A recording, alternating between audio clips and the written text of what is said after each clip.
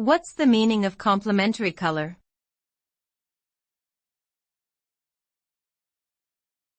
Complementary color.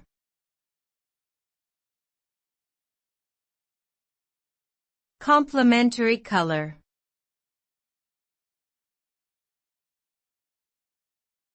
Complementary color.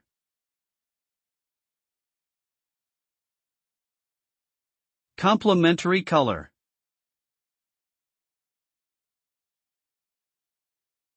Complementary colors are pairs of colors which, when combined, cancel each other out. This means that when you mix complementary colors together, they create a neutral color like black, white, or gray.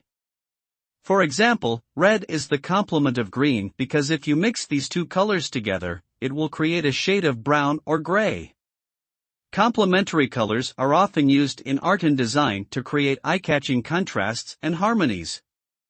By using complementary colors, artists can create works that are visually balanced and engaging.